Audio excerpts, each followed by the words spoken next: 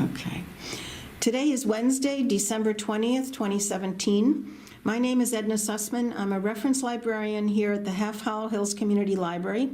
We're interviewing Joseph F. Garcia, a Korean Army veteran, as part of our Veterans Testimonial Project and in collaboration with the Library of Congress's Veterans History Project. Thank you so much, Joe, for your service and for participating in our project today. You're quite welcome, Edna. Joe, where and when were you born? I was born in South Brooklyn on June the 28th, 1932. And who were your parents and what were their occupations? My father was Francisco R. Garcia. He was born in Lisbon, Portugal, and he was the first person in history to become a lawyer in the state of New York. Wow. Do you know when that was? I believe he graduated from St. John's Law School, I believe in 1933. Okay, and your mom, what was her name and what did she do? My mother's name was Amelia Anita Garcia, but formerly Mirabito, Mirabito.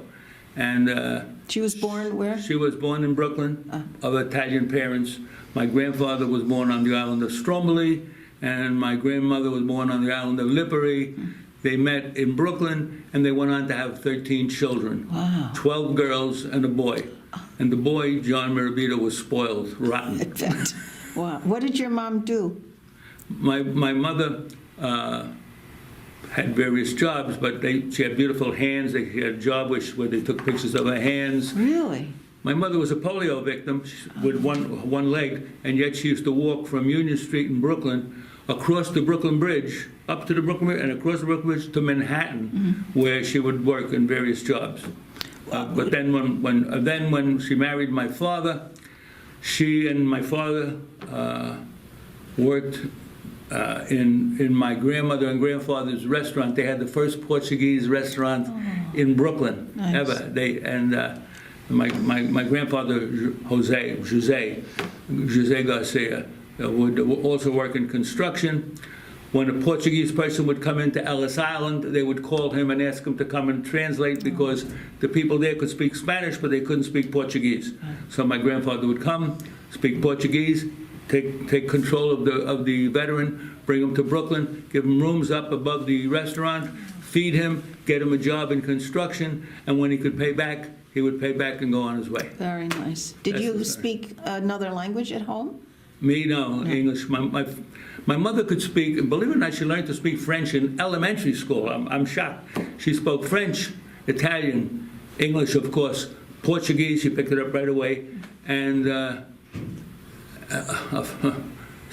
think it was a fifth language, I can't remember now exactly. Wow. And my father spoke English, Portuguese, and Italian, Nice. and Spanish. So you didn't... But they spoke English in the house. In the house. In those days, you wanted to be American, and we're all proud to be an American. Yeah. I've always been patriotic because of my father. My father, during the Second World War, he was too old, and he didn't have to go into the army, but he volunteered for naval intelligence. Really? And he was going to be accepted until they realized that he was not born in America. Even though he came over here to America when he was 6, they would not take you unless you were born in America. But he was probably a citizen by that time. Oh yeah, citizen, a long time. They wouldn't take it? No, not in information, not in Intelligence. However, he then did not go into the service, and he joined civilian intelligence. Oh. And he was in civilian intelligence during the Second World War. What does that mean for a private firm or? No, he was working for the government, but in civilian capacity. And he would, read mail that would come in across, and even before it was censored, and et cetera, back from other parts of the world. Mm-hmm. Portugal was an ally, probably. No, it wasn't an ally. They were neutral. Oh. But a lot of Germans and a lot of Italians, the army, spies and all that, would meet in Lisbon with the American spies. It was a hotbed of spying. Oh, wow. In fact, right after the war, my father was sitting in an outdoor cafe in Portugal, and he saw one of the guys that he had been investigating. So he to have some fun, he talked to the guy. The guy got all frightened and ran away. Really? Very interesting. Wow. So did you have any siblings? I was an only child for 13 years, and then my brother was born. So he's my only sibling. My brother was Francis Martin Garcia. And, Unfortunately, he passed away a few years ago. oh, I'm sorry. Did he serve in the military? No, he was in the Merchant Marine Oh, and went all over the world. really? He said the hottest place he ever was in his whole life was Subic Bay in the Philippines. You mean as far as temperature of the... Yeah, the temperature, Oh, yeah. but it wasn't No, not volatile, it no, wasn't a no, military no.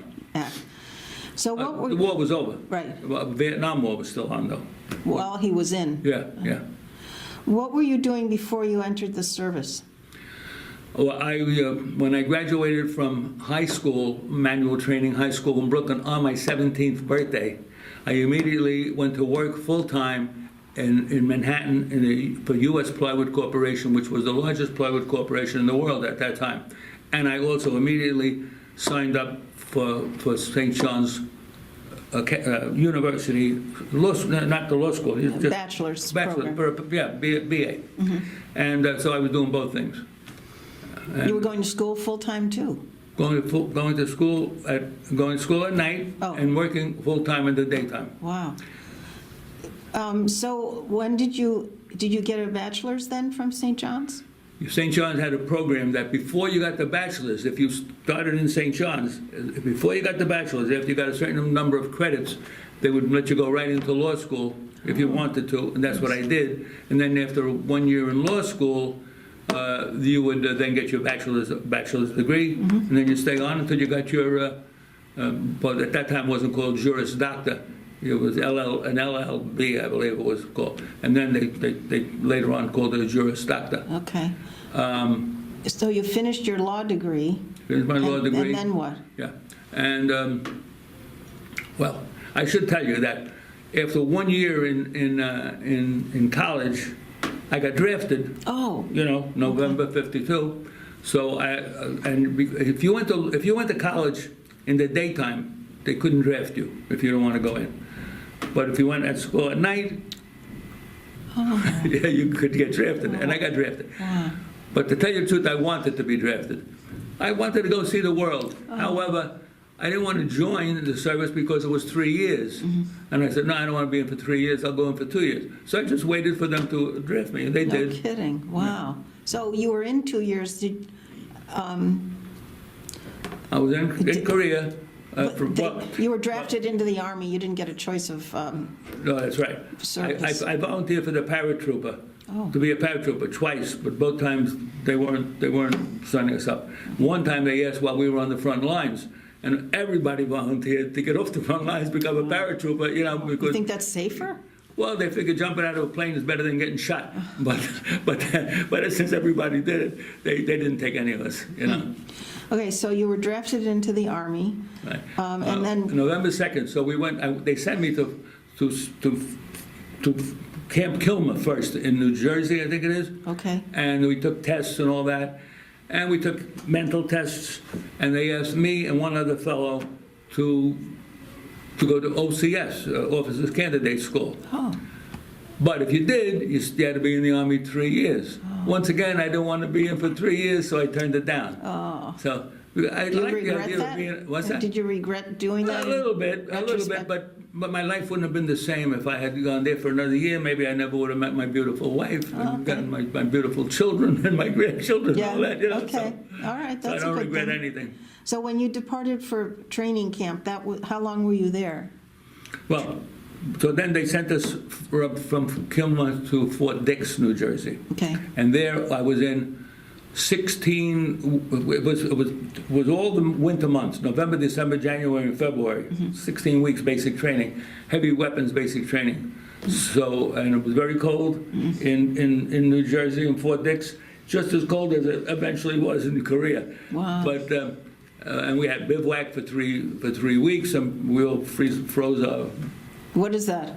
Bivouac, you're not back in your tents or in your Bunks? back where you would doing your basic training. You were in a little 2-man tent, and you're lying on the ground, and it's freezing cold, and you're shaking like a leaf. In fact, I got up and I would go to a place where they had a big fire. But all the guys that were sitting on the inside of the shell were all nice and warm. We sat on the outside of the shell.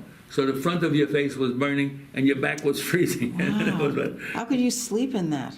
Freezing. When you're tired, you fall asleep, but you wake up shaking like a leaf, Wow. But they trained you to be a tough man in basic training. 16 weeks of basic training. That's a long time. I mean, I was sort of afraid of knives, but they get us basic training with a bayonet on your M1 rifle, which was a big solid rifle with a wooden stock but a metal butt, and they taught us how to say curse, so that we would build up our own courage and scare the enemy. And they put us through these movements where we would, either stab somebody in the throat or slice his head off, hit him in the face with the butt or so, or the temple. So they made us tough. Yeah. And I lost my fear of knives. Really? Yeah, because the bayonets are long and solid, and they go whizzing by your ear. They would make you stand there and put your arms out, and then go and put your arms out. So now that's how far you are from the next guy. So as you're training, bayonets are whizzing by you. Oh, geez. So Wow. you lose your fear. Wow. Do you recall your instructors? What were they like? They were tough, but fair. I don't remember any of their names, but they were good guys. Okay. At one point, my friend Johnny Leota, that I grew up with, he was born on June the 23rd, 5 days older than me. We were always together. We got drafted together. Were you in training together too? We were training together. Like I tell you, if you were born in South Brooklyn and on or before July the 1st, 1932, you all got drafted on November the 2nd, and we all wound up going to Korea. If you were born on July the 1st or after, you got lucky. You got drafted a month later, and they all most of them wound up spending their whole 2 years in Fort Hood, Texas. Oh. So a few days, I was born 3 days too soon. Yeah. I mean, you saw a lot, but you were in danger. Yeah, right. Yeah.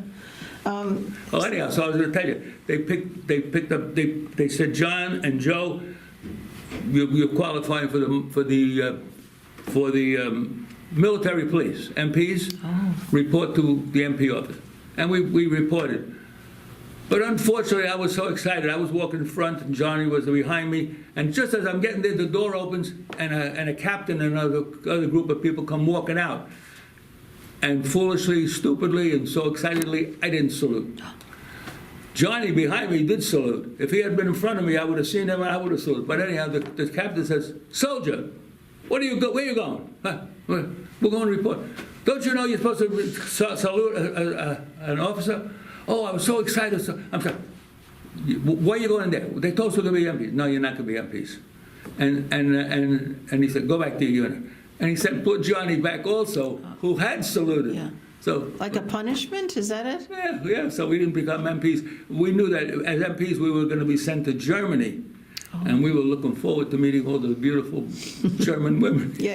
And it's safer too. Yeah. So what, did you get specialized training in something else? Oh yeah, it was heavy weapons basic training. So I was trained in the 30 caliber machine gun, light, air cooled and water cooled, and the 50 caliber machine gun, which has 2 triggers, and it has 5 bullets.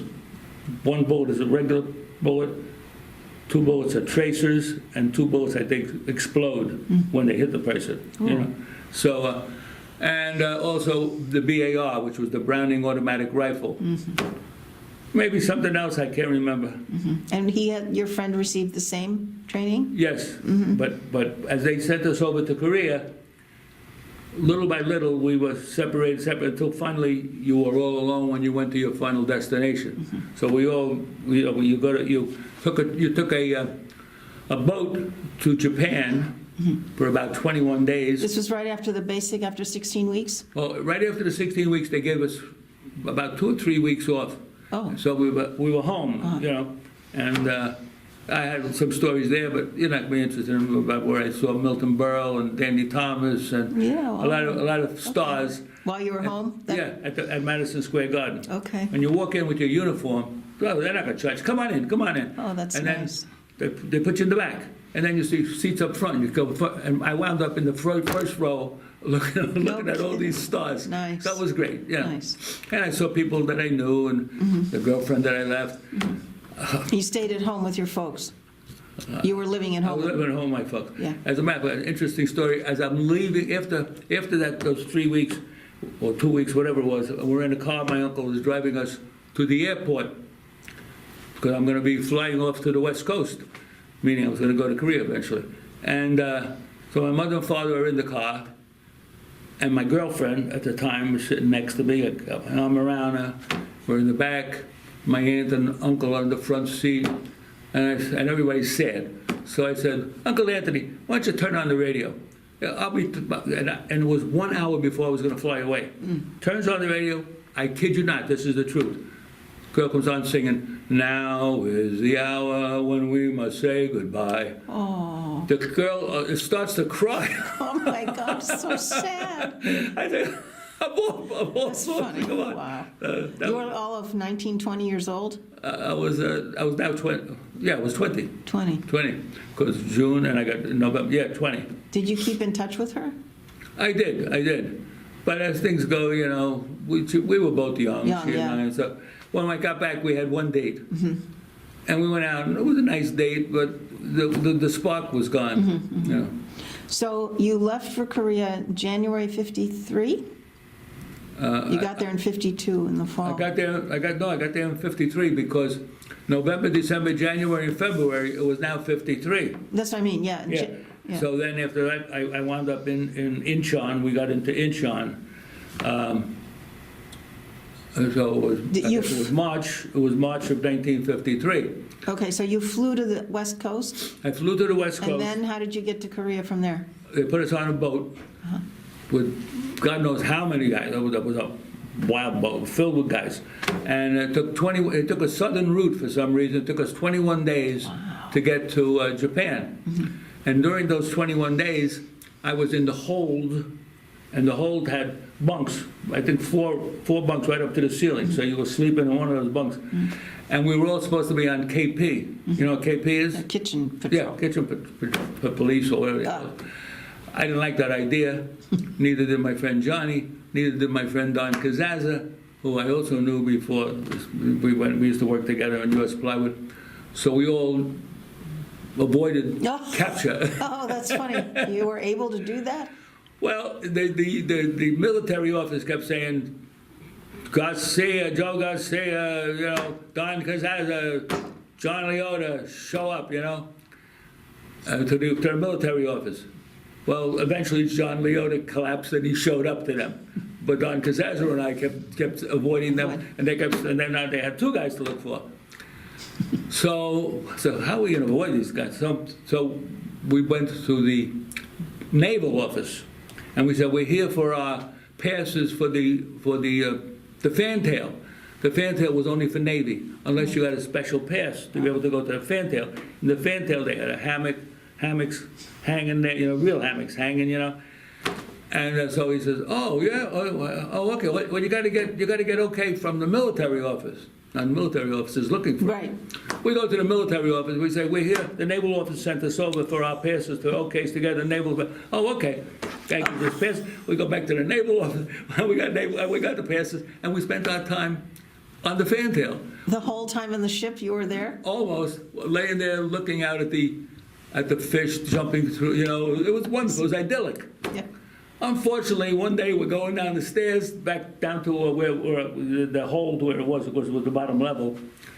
And as I step out the door, I was in front of Don. As I step out the door, there's a sergeant.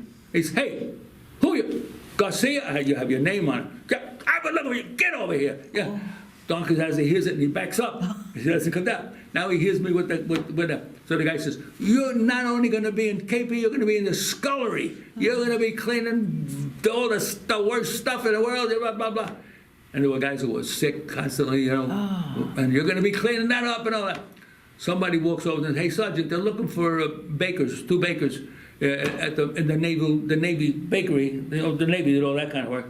He says, "Do we have anybody? They want somebody with experience making bread." So, "Oh, I know how to make bread. Well, I worked in a bakery. I made pizza." Did you really? No. Oh, So sometimes you gotta lie, you know? So, so he says, so the sergeant who was from down south, pizza wasn't known nationally much at that point. He says, what's pizza? Pizza, what is that?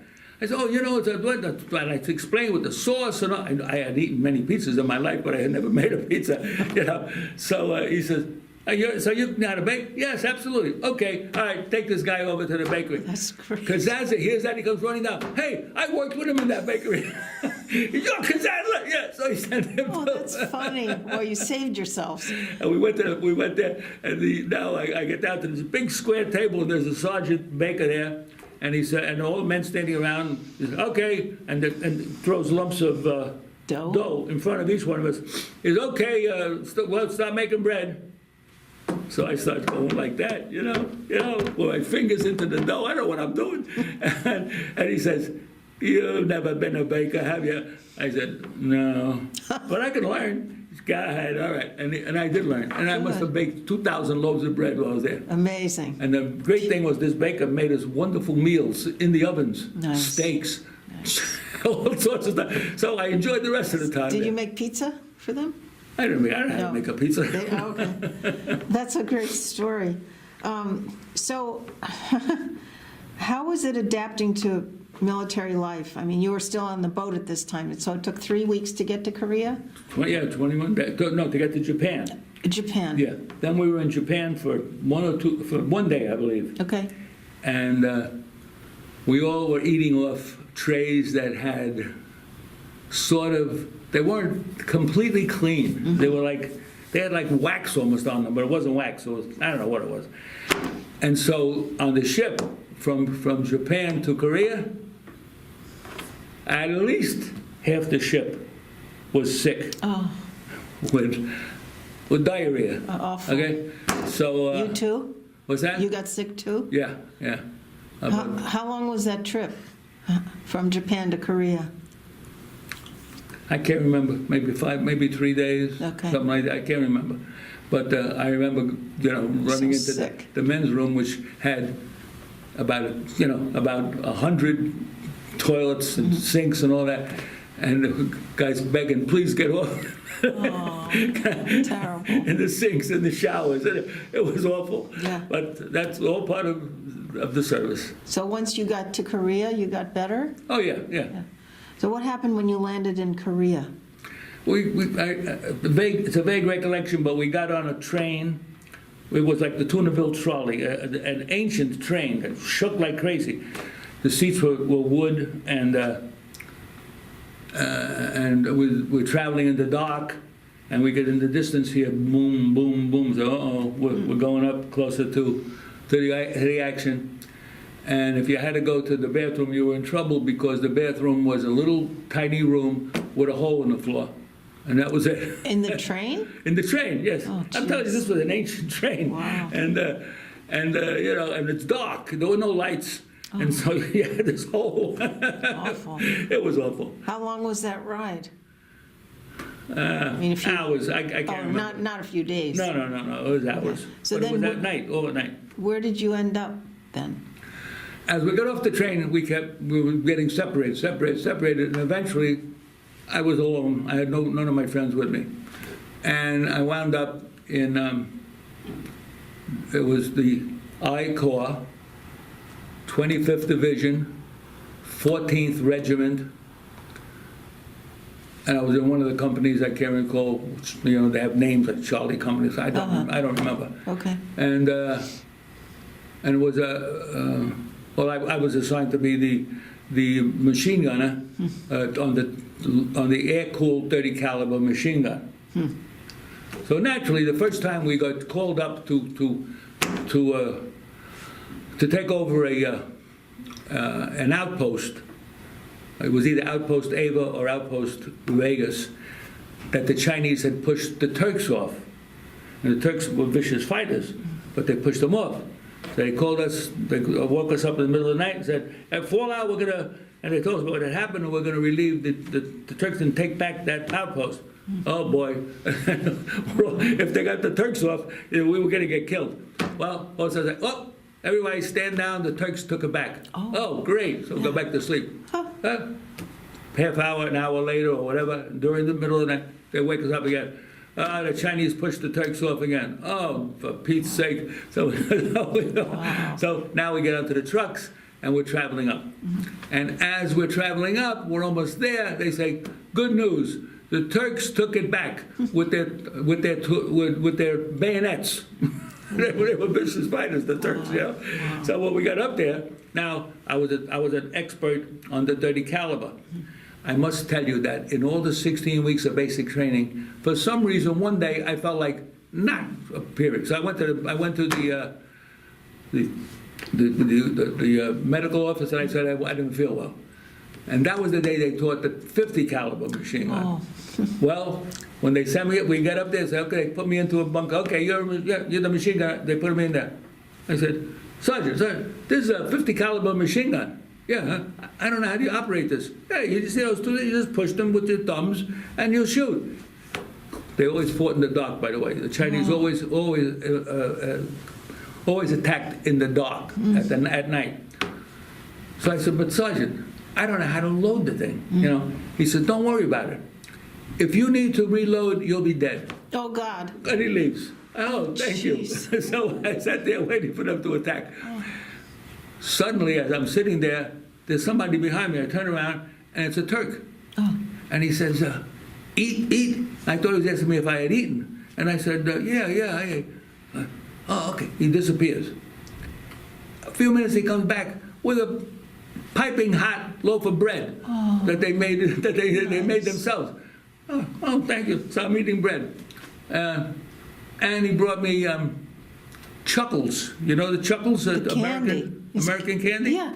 We didn't get any American candy, but the Turks had Chuckles. Oh, Chuckles, thank you. I learned to love Chuckles, I got to tell you.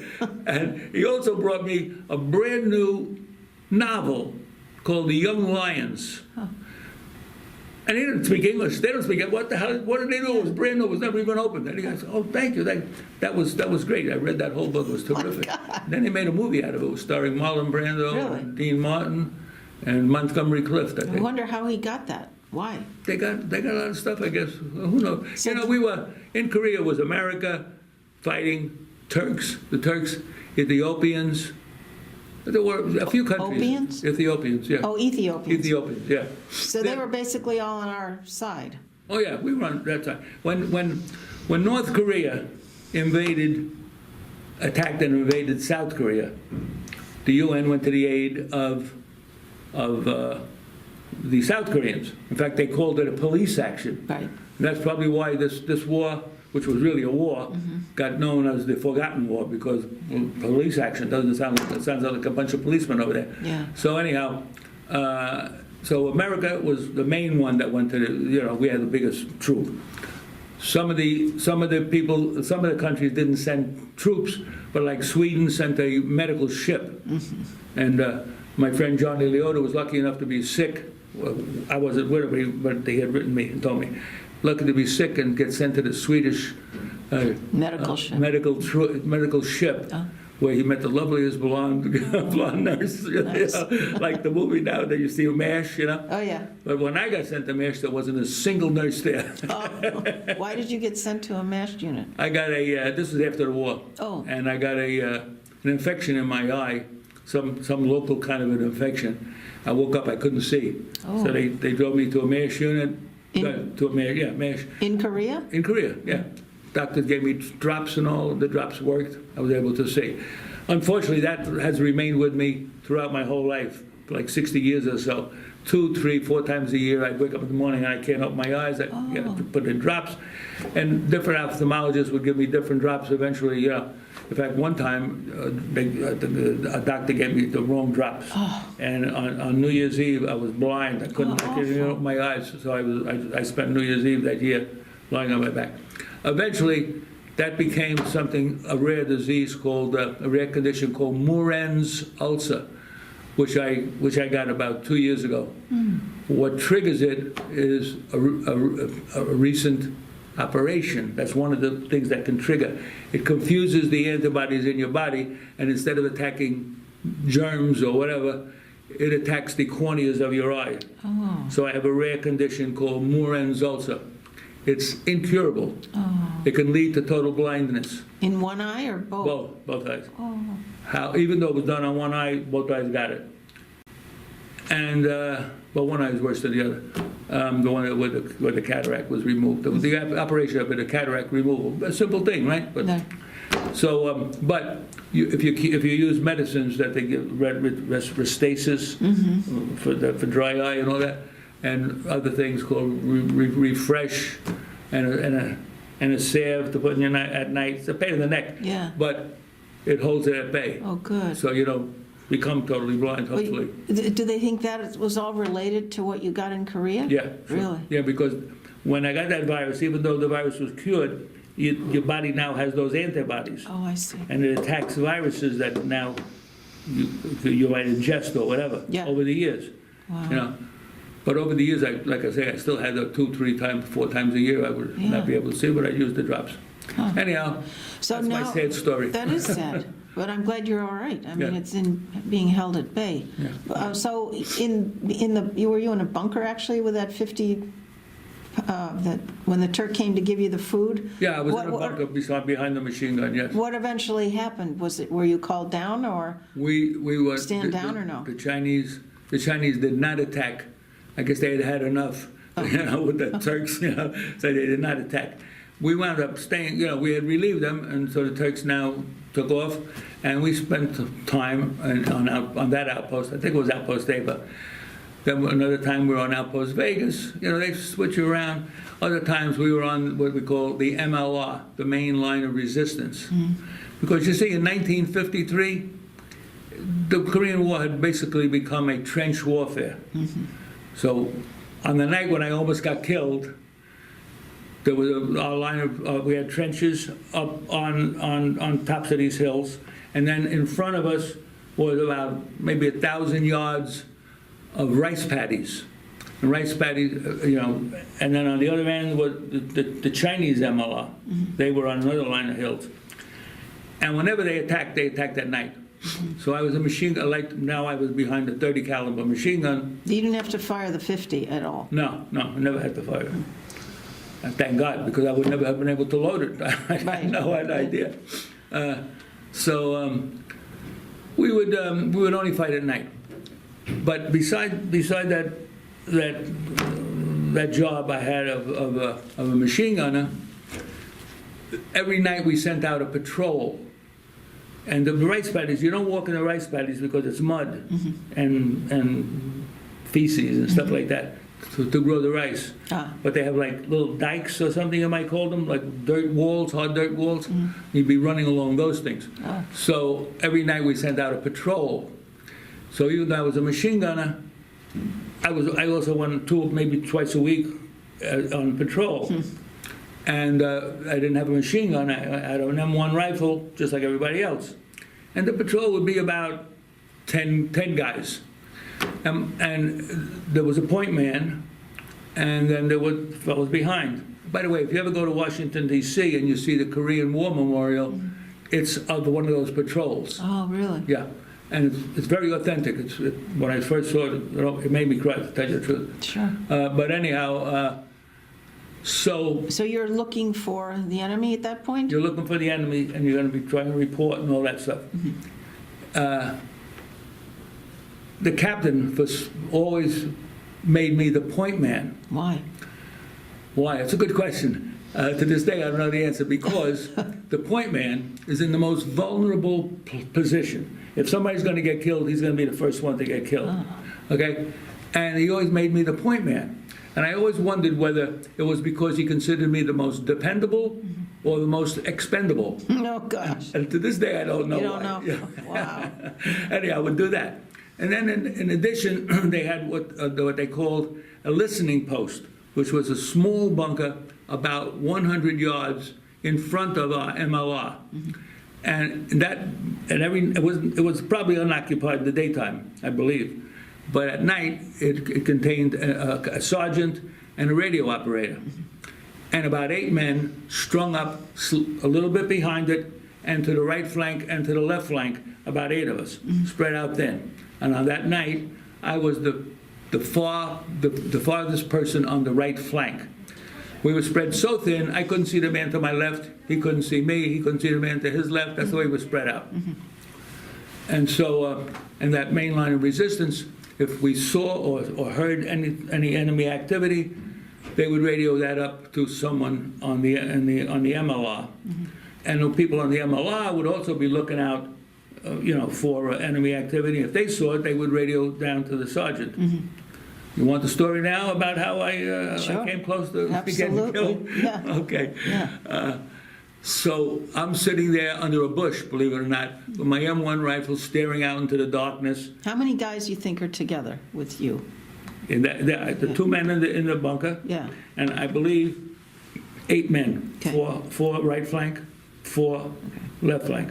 But it could have been 10 men, I don't Right. remember, but we were so far apart, Whatever. there was nobody there. It's very boring, But you were sitting there, I was sitting under a bush, and I was staring out into the blackness.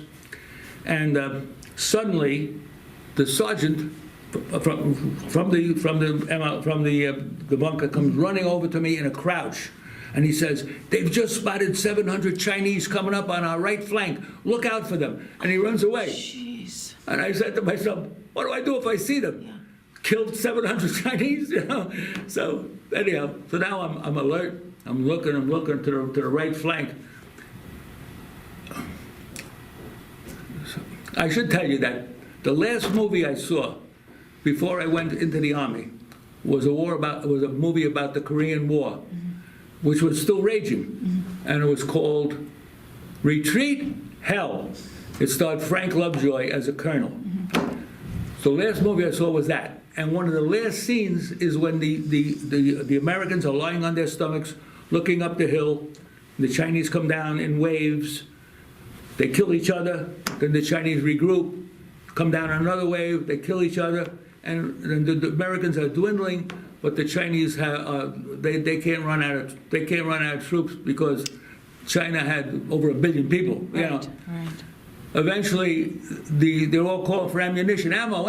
They ran out of ammunition. So now Is Frank this Lovejoy, in the movie? in the movie. Okay. So now Frank Lovejoy calls out, "Fix bayonets!" So the Americans fix their bayonets on the end of their rifles, and the camera looks up the hill, and here come the Chinese blowing their bugles. They used to blow bugles to unnerve the enemy. Oh. And But it announced their arrival. Why would they do that? and you're hearing all this cacophony of noise coming down at you, and they thought it would scare you. And they're coming down the hill, and the camera's looking at them. They're coming down the hill, blowing there, and they're going to be shooting soon or whatever. And then the camera turns around and looks into the faces and the eyes of the Americans with their bayonets, and you can see that they know they're going to be fighting to the death. And whether or not I was imagining it, but I felt like you could see the fear in their eyes because they knew they were about to die a violent death. That movie scared the heck out of me. That Sure. scene. So now I'm there, and I'm back in Korea on that night, and after this, I'm looking off to the right. We had something called trip flares trip wires laid out. The enemy couldn't see the wires in the dark, but when they tripped those wires, napalm, I think the word would be explodes, and it turns night into bright daylight, brighter than daylight, startlingly bright. Well, the 700 Chinese tripped the wires, the napalm went off, the sky turned bright, and what do you think the sergeant yelled out? Oh, the bayonet. "Fix bayonets!" And I said, "Oh my God," I can't tell you exactly the words I said. Yeah, it's okay. Holy God, oh my God, it's happening to me, Yeah. So I jump up out of my bush, I get my rifle ready, I start cursing, and saying, "I'm gonna kill you 700 guys," Of course they were gonna kill me, Yeah. And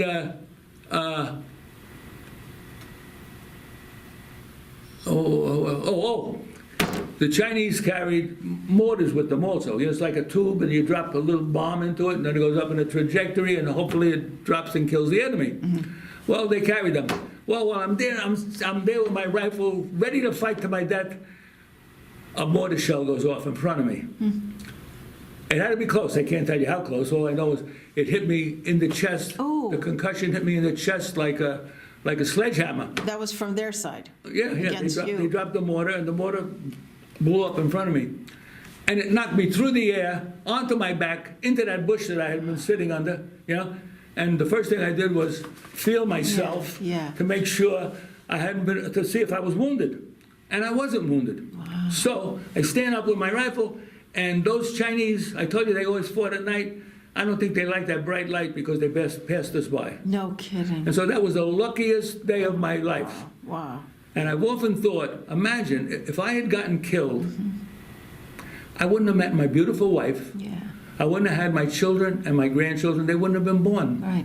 Okay? Right. And I said, funny how one little thing in life Yeah. can change your whole life Wow. and the lives of other people. How lucky you were. Yeah. Wow. Yes. And now, when that napalm thing went off, Yeah. how close is that to your line?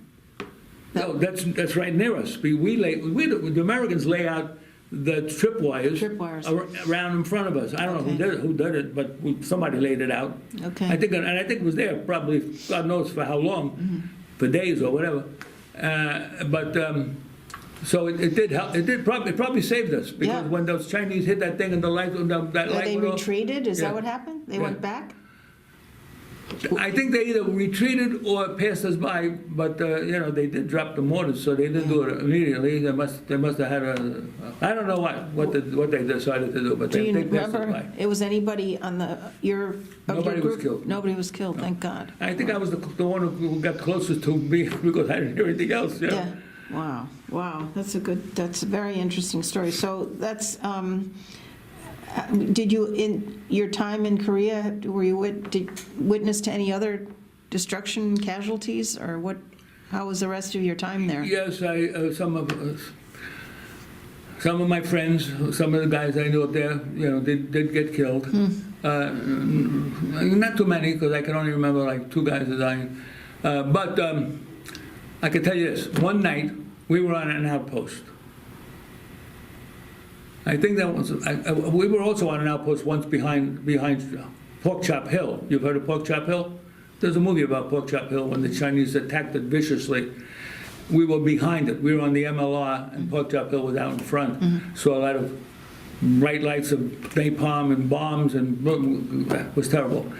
And one of our squad had to go up there and clean up the next day, and it was a very sad experience. One of my friends, I saw him later on. He told me, he says that he walked up to the barbed wire up there, and he found an American hand clutching the barbed wire, but nobody else. So that was a sad thing. But anyhow, so we were on an outpost. I think it was Ava, and the Marines were going to come up to relieve us. And by the way, I told you that it was like when I was sitting in the bunker staring off into space with a machine gun, I would be entertained by the enemy. They would play music. No. Yeah, really. I learned to sing China Night. She na no yoru. Oh, you're kidding. But so they thought they were scaring us, but it was entertaining to me. It kept me alive. Besides which, my other entertainment was I had rats that used to come up, and I would have a little can of spray repellent, and I'd let them come close, they're squeaking, and then I'd shoot them in the face, and they'd scamper off. So that was one of my entertainments. The other one was listening to them, and then they would also talk about, "Hey, Joe," they called us all Joe. "Hey, Joe," and you would hear this woman's voice. I guess she was like something like a Tokyo Rose. Right, like propaganda? What is- Yeah, she would say, "Guess what your girlfriend is doing tonight, Joe? She's out with so-and-so, and they're in bed together, and to make you jealous and mad. So what are you doing here, Joe? Why don't you go home? It's that kind of stuff. What was the purpose of that? I don't understand. It was propaganda. Maybe to scare and make us not want to fight. I don't know what that. Yeah. Huh. You got to ask them what they were doing. Wow, that's But I interesting. found it entertaining. Anyhow. Yeah. Anyhow, they knew what was going on because the night before the Marines were going to relieve us from this outpost, they sent up a small squad of Marines, I don't know how many guys, to learn the layout of the outpost. And that night, the Chinese attacked us. They knew. They said, "Oh, your Marines are coming to save you. They're not going to save you, Joe." And they attacked. And I was firing off. By the way, when you're firing off into space, You don't see your enemy. I don't know whether I ever killed anybody because you don't see them. You would see would be the flash of their burp guns. We called them burp guns. I don't know what they were. And so you'd be firing, and in the morning you'd look out there, there'd be no bodies laying there, no wounded, because either you missed everybody or the enemy would take the people away. They never wanted you to know that you killed them. Oh, I see. Or that you wounded them. So you never knew. However, that night, so I'm firing, and then I'm reloading. The .30 caliber I know how to operate. And then one time I turn around, the bunkers are open in the back, like a little doorway. And I turn around, and there was a Marine lying in my doorway. And I didn't stop to help him because I didn't have time. I had to jump over him, step over him, whatever, to get more boxes of ammo. We were supposed to have somebody helping. We were alone. So I had to go back and get ammo. So I kept, a few times I stepped over him. Oh, he's still alive? I had no idea. Oh. I didn't know whether he was alive or dead, but I couldn't help him. He never moved an inch, so I believe he was dead from the beginning, But that really hurt because I said, "Look at me! I'm such a vicious guy. I couldn't even stop to help this poor guy, Yeah. But I just assumed he was dead, and I needed to keep shooting. Sure. And the worst thing was the next morning I found out that he had a twin brother, and his twin brother was in the rear. He hadn't come up yet. And I was thinking, this poor guy is going to find out that his twin brother got killed up here. It broke my heart. Yeah. Anyhow, I'm surprised they had both so close and similar outfits together. Yeah. I saw a movie, The Sullivan Brothers, where they had I think 5 Sullivan brothers on a ship in the Navy. They all went down, and they went down. They all died. So I think they had stopped doing that sort of thing. Yeah. Oh, that must have been very hard. Yeah. Were you able to keep in touch with family and friends? I mean, how did you do that? Oh, I wrote letters. You That's the only, there was no social media in those days. So we were 15,000 miles away. We might as well have been on the moon. Right. And they wrote to you? Yeah, they would write to me. I'd write to them. I'd write to my mother. I would never tell her that I was in action. I would always tell her I'm in the rear, so that she wouldn't worry. Of course, she was a very prescient woman, and she knew darn well that I was in fighting, and she never let on that she knew. Yeah. And she told me after when I got home that she knew all along. Must have been hard. Yeah, my mother she felt that she had ESP, extrasensory perception, and maybe she did because she used to say a lot of things that came to pass.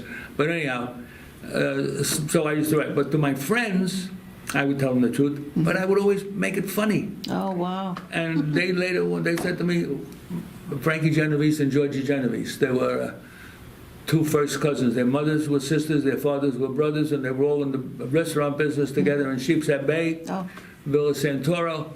And they would talk to each other, and they would say, how could he be making fun, making jokes when he could get killed any second?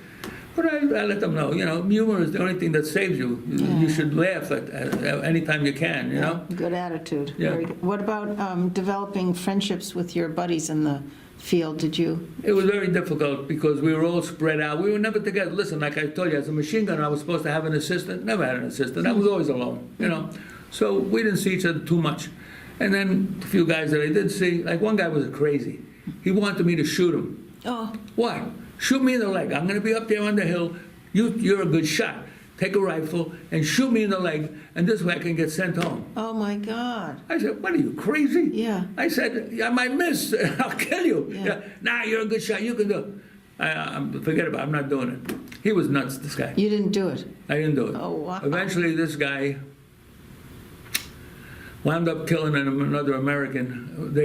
He didn't do it on purpose. Oh. They were getting ready to go out on patrol, and they were all the American. This one particular guy, who had a great life ahead of him because his father and mother owned a huge restaurant upstate New York, and he was going to inherit it and all that.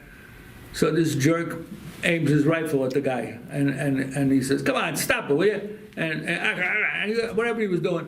So unfortunately, the fellow grabs the rifle, and this jerk had his finger on the trigger. Oh. And when he did, he pulled the rifle, shot himself, and he died. Oh, sad.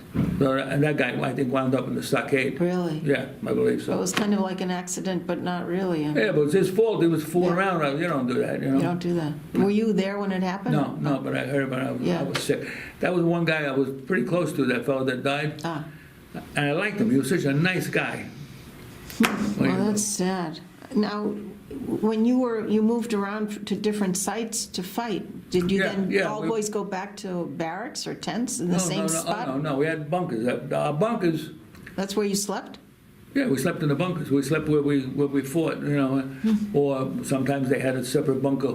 But you didn't have beds or anything in No. the bunkers. You had a piece of wood or something if you were lucky, and you laid on the wood, big planks, thick. Bunkers were made of these large pieces of wood made from logs or whatever, and sandbags. And every night, mortars would come and hit on top of your bunker and would explode, but the sandbags would stop it, and then would stop the explosion from killing you. And then you get up in the morning and you go up and you fill up some more sandbags and put them in the holes, so that 'cause you knew that the fighting was going to go on at night. Did you eat like you had rations with you or something? They had sea rations. Uh-huh. We had no showers, no water, no nothing. Like for instance, the captain made you shave every day Really? and brush your teeth and wash your face. Out of a canteen of water in your back.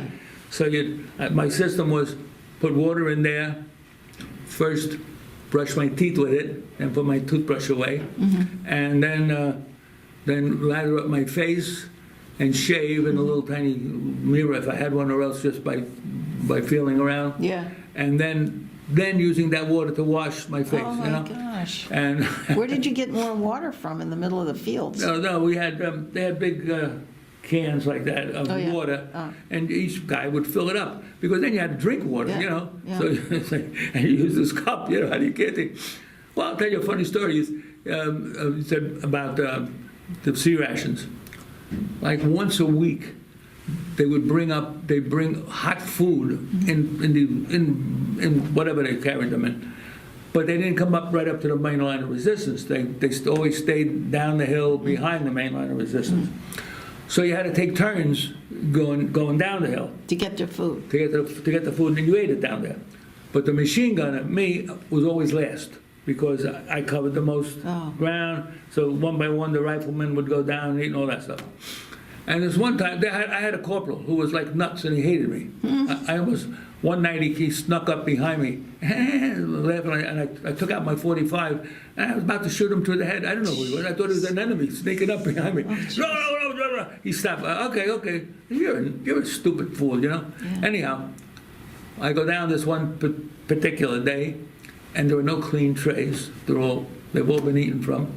And he looks at me and says, "Grab yourself a dirty tray and eat, Garcia." Or Garcia, whatever the hell. Those days I was Joe Garcia. Okay, so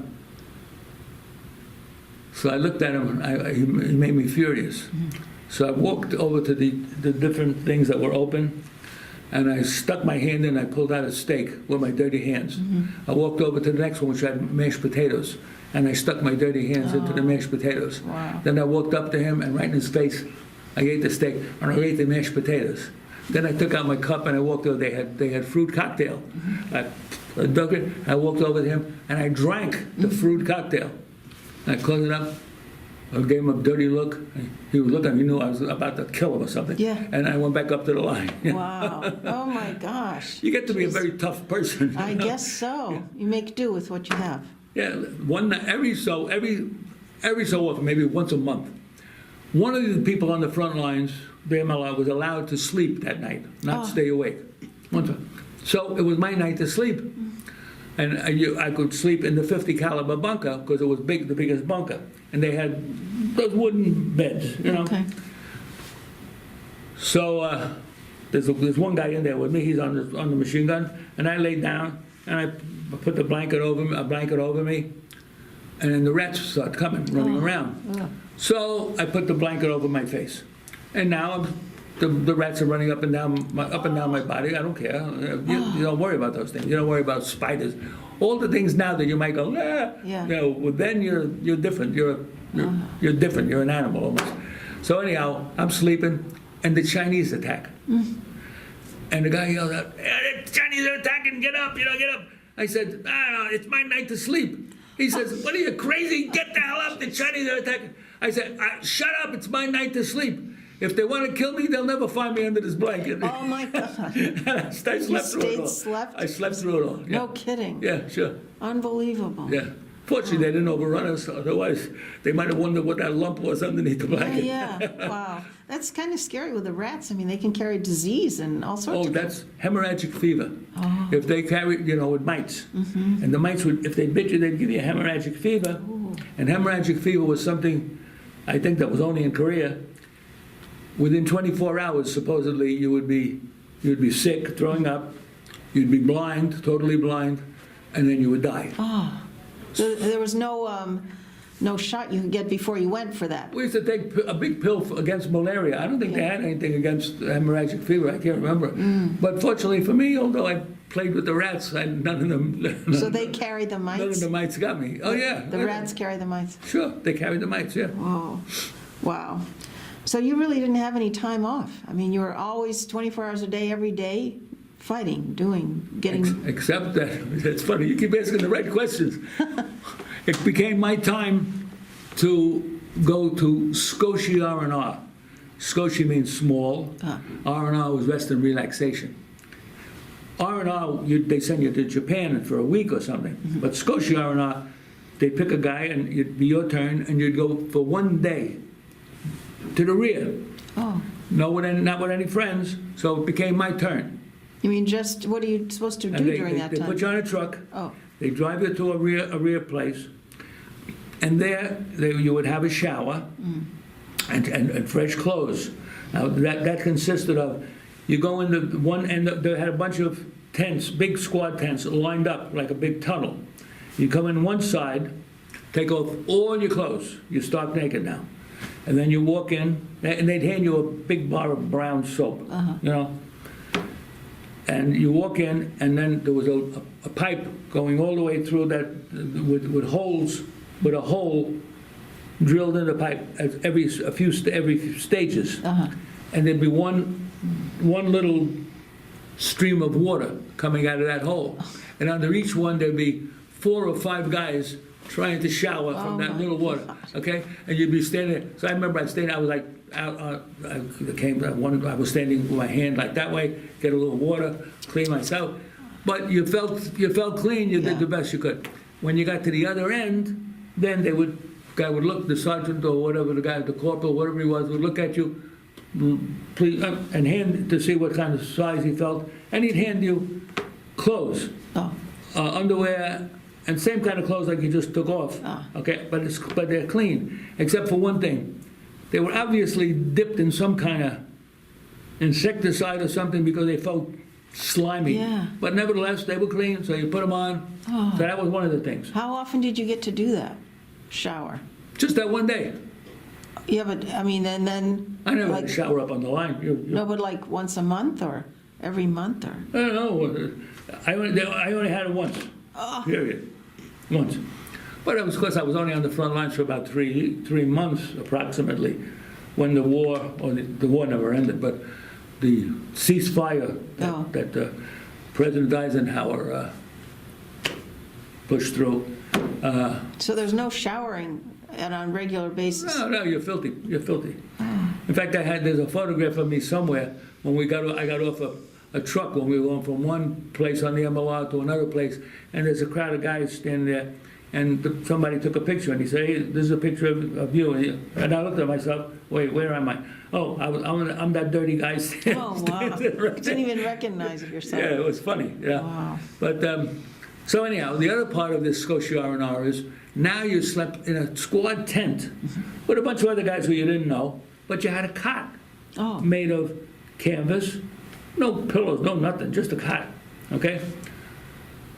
Well, when my turn came up that day, it was June the 27th. The next day was going to be my 21st birthday. I had been looking forward to being 21 all my life. I figured, then I'm a man, you know? One of the things they gave you was 2 cans of beer, right? So you could either go to the movies that night or you could go to dinner. It was your choice, whichever one you did. So I went to dinner and I drank 1 can of the beer. And I put the other can of beer under my cot. Next morning I woke up, sat up, reached underneath the cot, opened up the can of beer with my little key that you hung around your neck, opened a can of beer. I said, "Happy 21st birthday, Joe."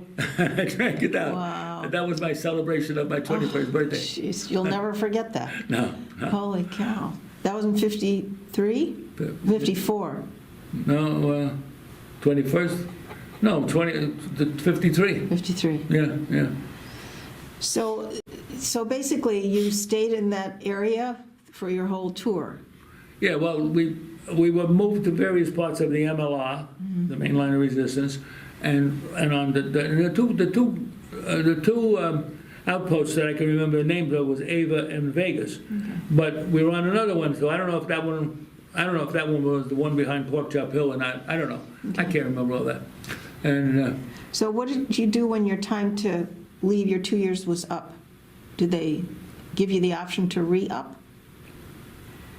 they probably did, but I don't think anybody. You didn't want to? And I didn't want to re-up. I thought, otherwise I would have been an officer because I would have stayed in and been in for 3 years. But no, I figured 2 years was enough and then go home. So they took us. They put us on a boat. Now, the war wasn't really over then, or was it? It was over. Oh, it was over. Where were you when it ended? Oh, I mean, so to I was speak. on the front lines when it ended, and then I should tell you this, right? So then they sent us. We were to a rear area or something, and one day they announced at my company, anybody know how to type? Go to the company office. Well, I know how to type. So I went to the company office. They said, "You know how to type?" Yeah. I don't know if they gave me a test or not. I can't remember. And I said, "Okay, you're being reassigned. You'll still be on our books or whatever, but you're being reassigned." Oh, to what? Because you're not type. To something called IUS Corps NCO Academy, Non-Commissioned Officers Academy. And so I said, "Well, what is that?" Well, you'll find out when you get there. Anyhow, what it was Lieutenant General Bruce C. Clark, who was the head of ICOR, IUS Corps, had decided that he created this academy that he called it, fashioned after West Point, but it wasn't for officers, it was for non-commissioned officers, sergeants, master sergeants, and all that. What were you at this point? Private? Private first class, PFC. Okay. And he settled it in the Korean National Forest, which was very nice. Trees, a creek going around behind. It was very nice. And I wound up in a Quonset hut office with a captain who was in charge of the academy. And he and I became, pretty close friends. In fact, he saved my life one night. Oh, we have to know about that. Well, this was a great big place, and they had a huge day room. We called it a day room. You could go there and drink yourself into oblivion, or you could play pool. They had pool tables. They had ping pong tables, and so that's where I worked. This captain, I can't remember his name, unfortunately, but he's a very nice guy. And it was a holiday time. It might have been Christmas. It was dead of winter, and we were all getting drunk over there in that day room. And I really was ossified that night. So as I'm walking back to my squad tent, for some reason, I decided to look at the stars. I lay down in the field on my back in the snow, and I'm looking up at the stars, and I fell asleep. Oh, gee. And I could have frozen to death. I don't know. Yeah. Because next thing I know, that captain is on his knees, Joe, shaking me. Joe, wake up!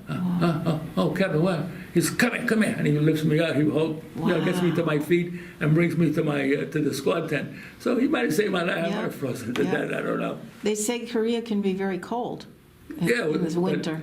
It was just as cold in Fort Dix, New Jersey. When you're living out in the street, Really? Yeah. Or you're living in a field, and it's cold and it's snow around. Yeah. It's cold. Yeah. So that was that story.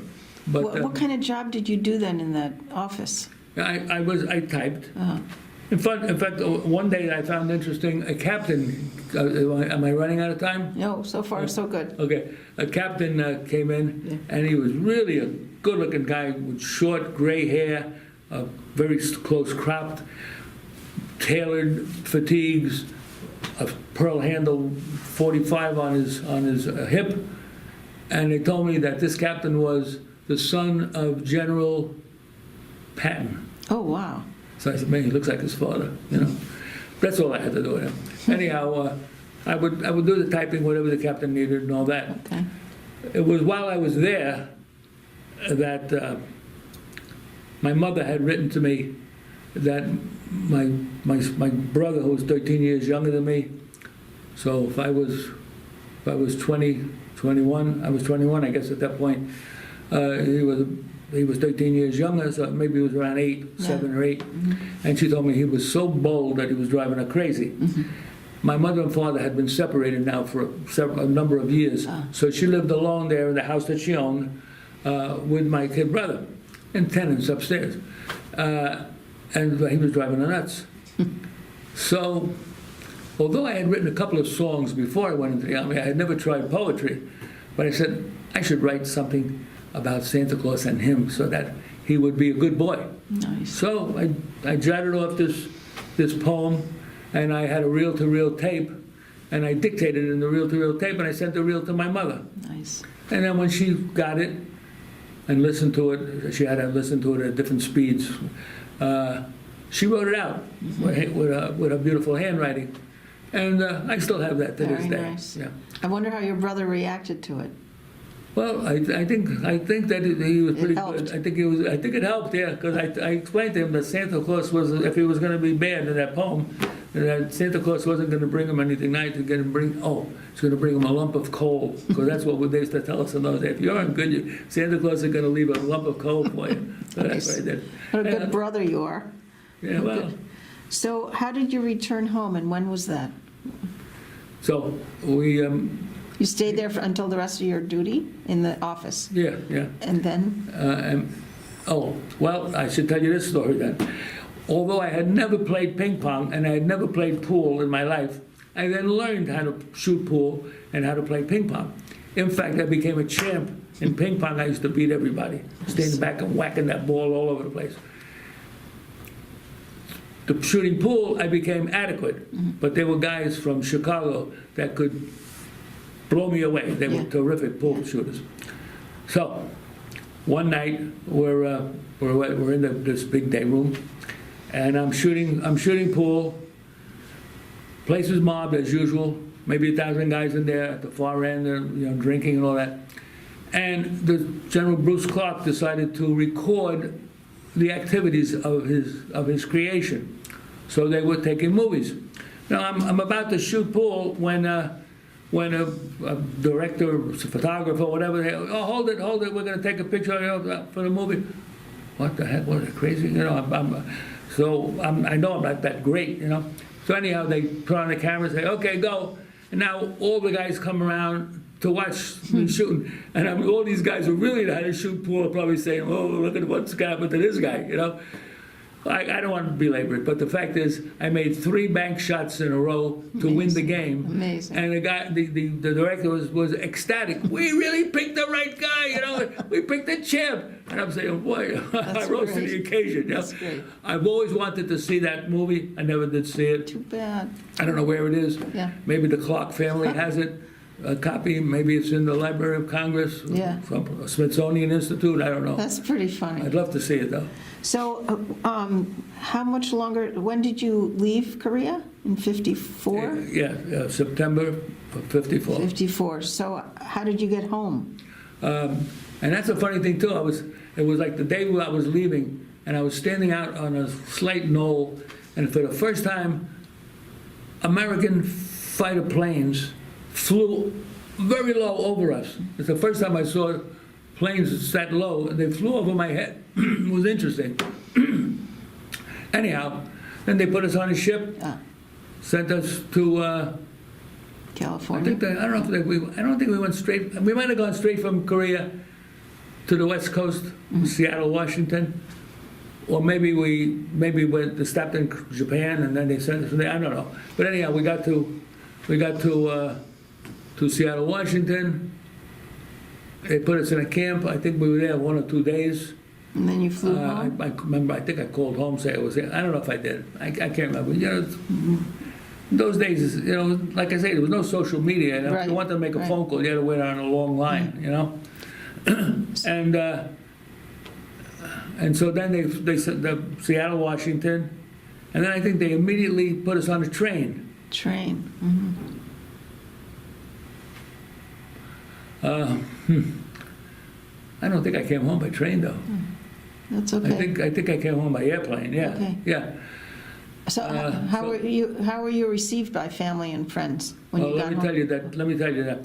I came walking down the street, and I told you this was the Forgotten War. Yes. I come walking down the street, and one of the guys that I knew said, "Hey, Joe, where you been?"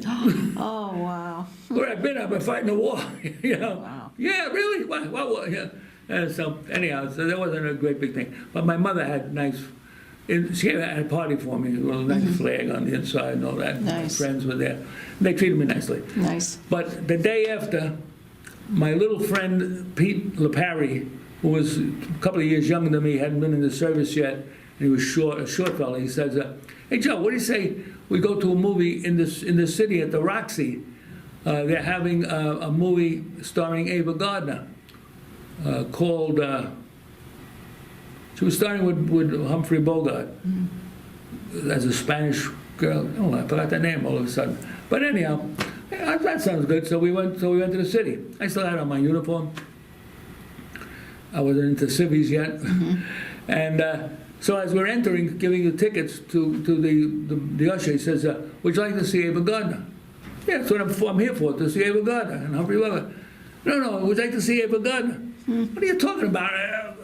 I'm going to see her. He said, "She's in the lobby here. Would you like to meet her?" Oh, wow.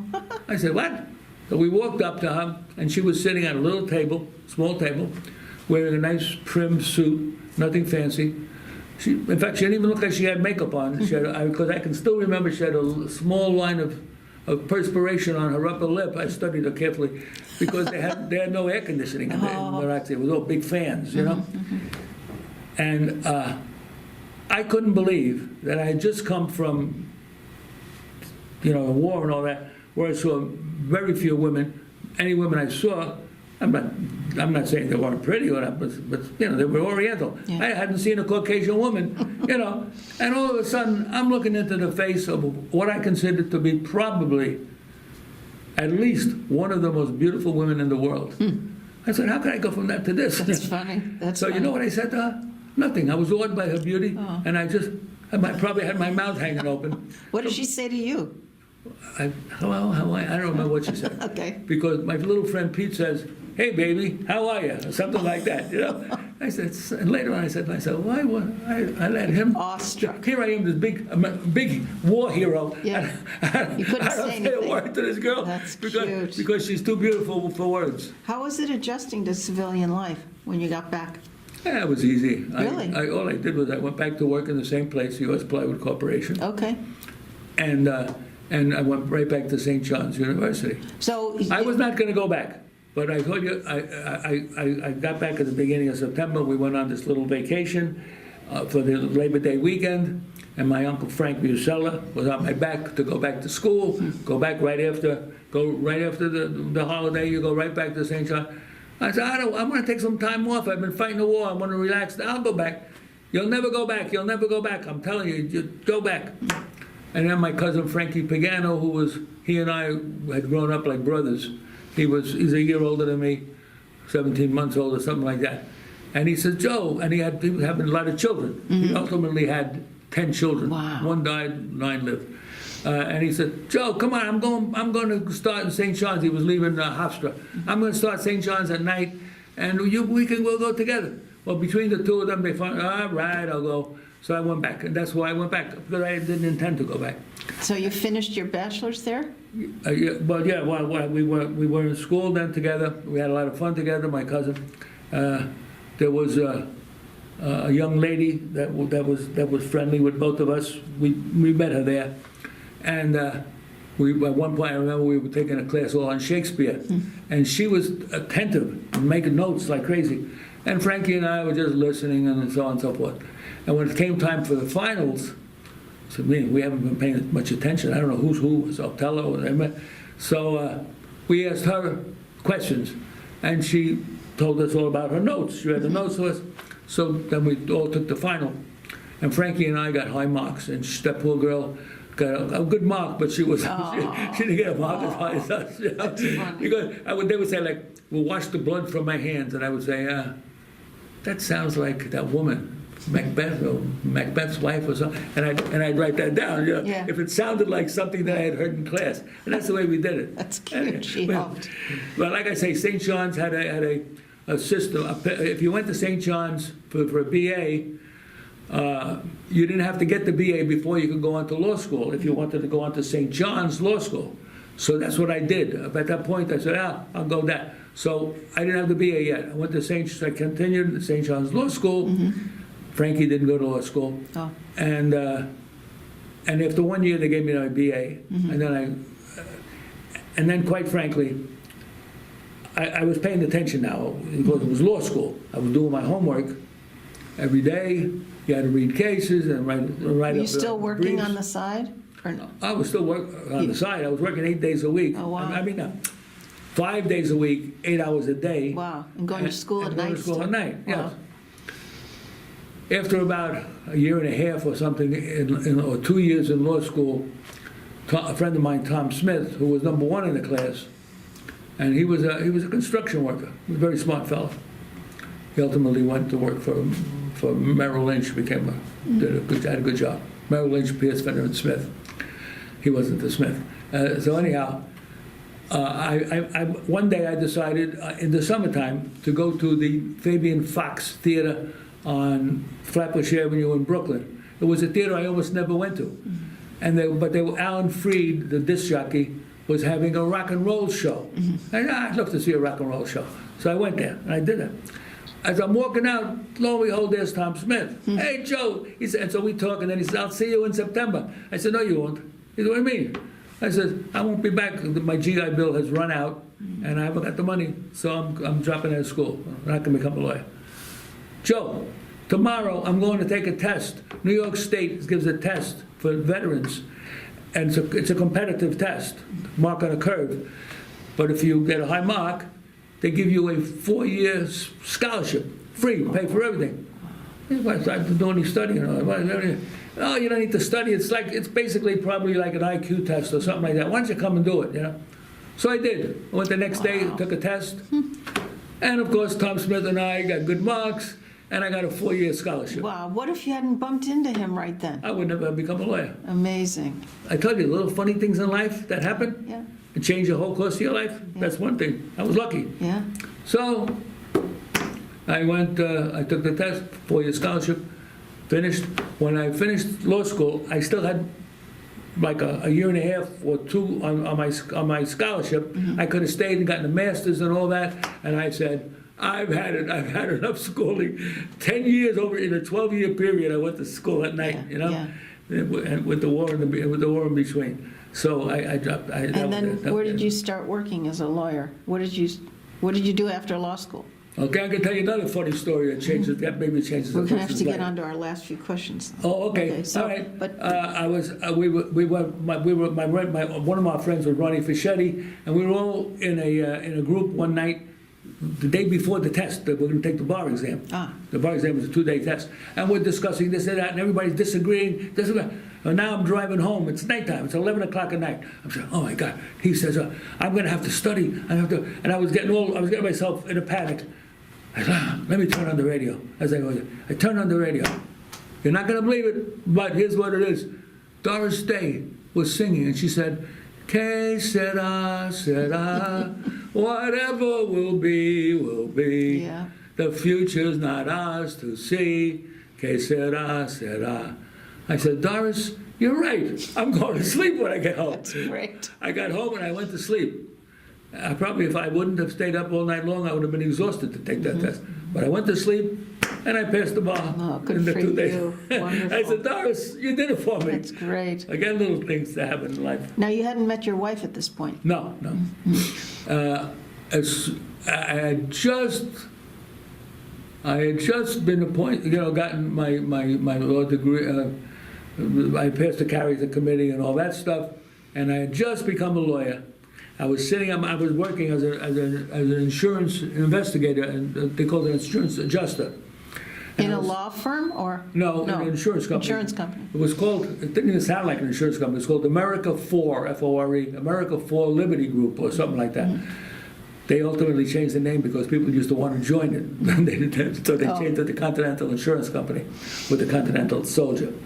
But anyhow, I'm sitting at the desk, which was the second desk back, with a very big room, and I see this girl running to the elevator from my right to my left.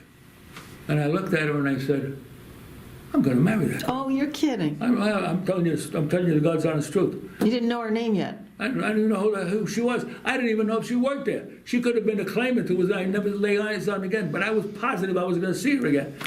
So she gets on the elevator, and the closed door, she's gone. I used to have to come to the office one day a week in my job, and so I used to come one day a week, and I used to come in late and go home early. Nobody even really knew me who the heck I was. Well, now I went in 5 days a week. And I sat there, and I got early, and I sat there, and waiting for that elevator door to open with that girl to walk out. I still thought I would see her, you know. Well, it was now Christmas time, and they were having a little Christmas party in the office by the people themselves, chipping in, and sandwiches and soda, you know. So I went to that little party, and I walked in a little bit late, and there was a guy playing, one of the fellows who worked there playing a banjo. Everybody standing around, eating sandwiches, drinking Coke, and listening to the banjo player. I walk up, pick up a sandwich, go to put it into my mouth. I got my mouth open, and I see her across. She's in the group. I must have scared the hell out of her because she looked at me, she turned on her heels and went right to the elevator. So I put down my sandwich, closed my mouth, and my torso looked like I was strolling, but my little legs were going like crazy to catch up with her. I didn't want to miss her on the elevator. And she's getting into the elevator, I grab her, I turn around and say, I need to speak to you. And I bring her to my desk. I keep talking to her, asking her out, to no avail because she's engaged. She says she's engaged. She said, I can't, I'm engaged.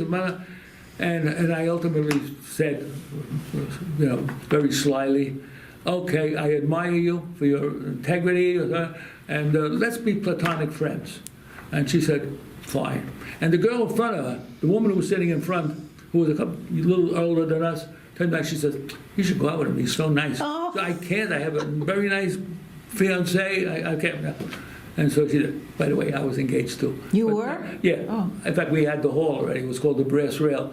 But I couldn't help it. I was in love with that girl, but I was in love with her sort of like because she was nice. She was pretty. She had a very nice family. They loved me. I loved them. It was very comfortable.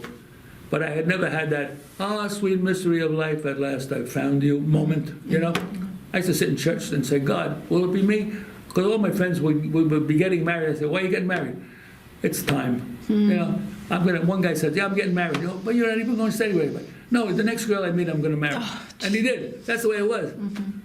Well, I had that moment, you know. So we became platonic friends. And one day, January the 18th of the next year, Christmas was over. 55? 50, no. We've been married 55 years. When the hell I got married? 62? Yeah, married 62, right.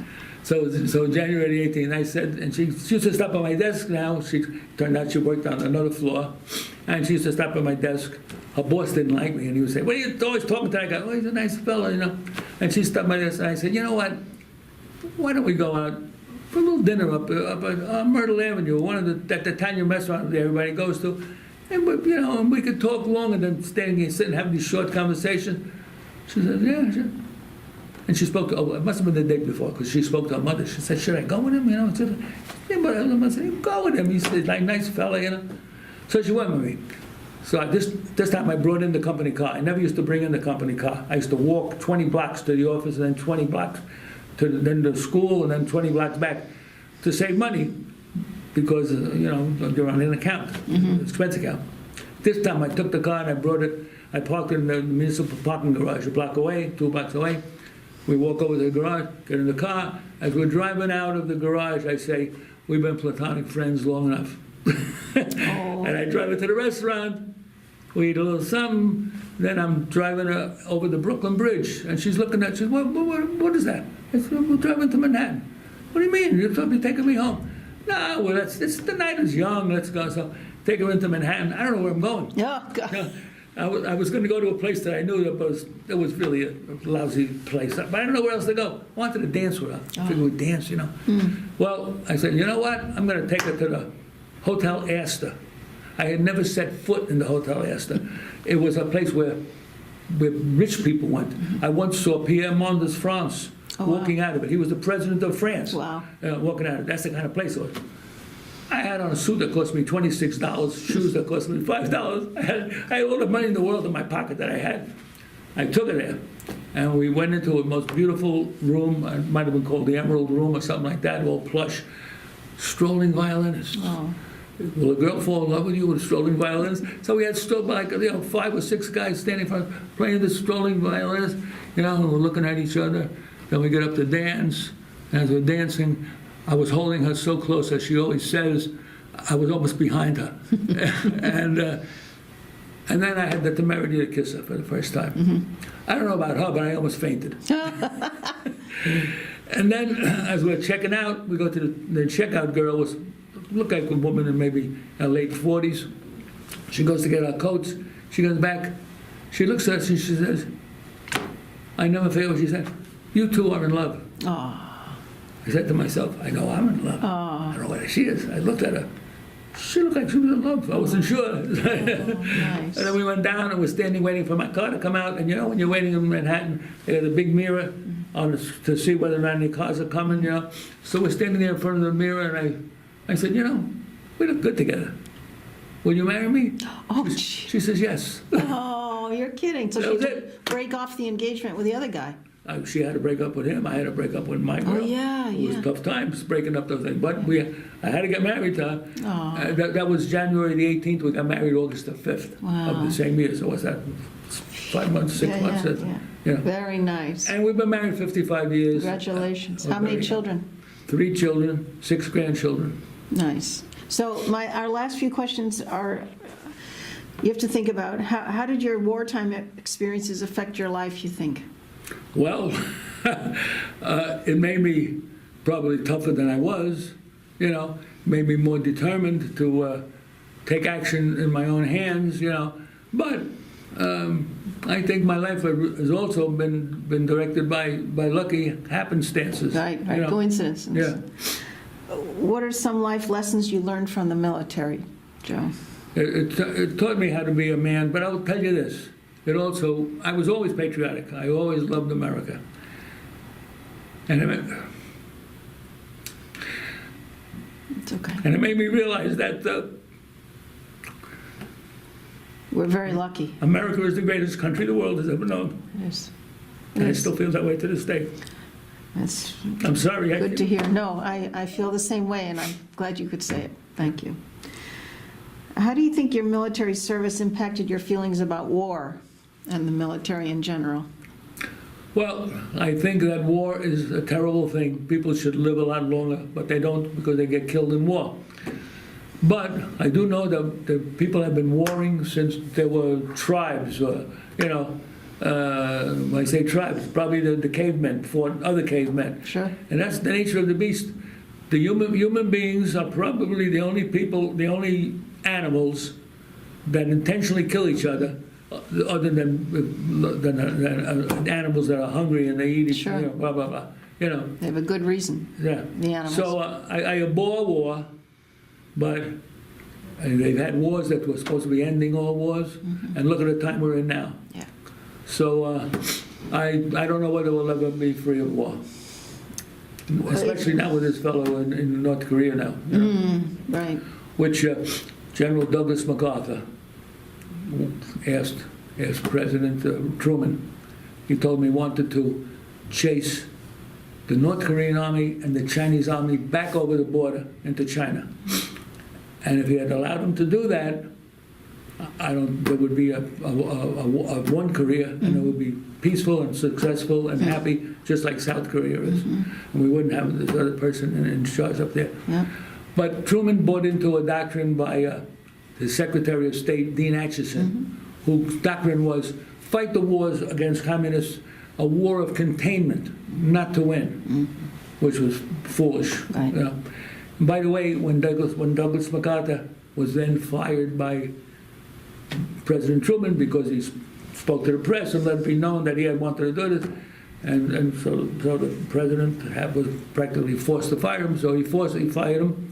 Well, when he came home, they gave him a ticker tape parade, like down Fifth Avenue in Manhattan, like you hadn't seen. And I was there. I was Really? I was working at U.S. Plywood Corporation on West 44th Street, and I walked up with this young lady that I sort of liked, and we were right across the street from the New York Public Library, and the ticker tape and everything was being thrown. It was from every window, and it was an open convertible, and General MacArthur was sitting up on the back of the convertible seat with his crushed hat and his those sunglasses he always wore, and that long corncob pipe, and he was a picture of a hero if I ever saw one. You know? Wow. It's too bad. You didn't get a picture of that, did you? No, I didn't. I didn't have a camera. Ah. But I did get a nice hug from the girl. Oh, good. Okay, that makes it all worthwhile. So what message would you like to leave for future generations who will hear this interview? Always love this wonderful country. Always realize how lucky you are to be in a country that's, since time immemorial, there have been thousands of countries, and not one of them was as good as America. Be happy for that. And if they ever call you to service, don't run off to Canada. Do what you got to do, because I feel proud that I served my country. Well, we are very honored that you did and grateful, very grateful. Thank you. Thank you. Thank you so much, Joe, for your service and for sharing those wonderful stories. You're welcome. And I'm sorry for tearing up. No. I'm We really a appreciate sensitive it. slob. We really appreciate it. Okay. Thank you. Bye-bye.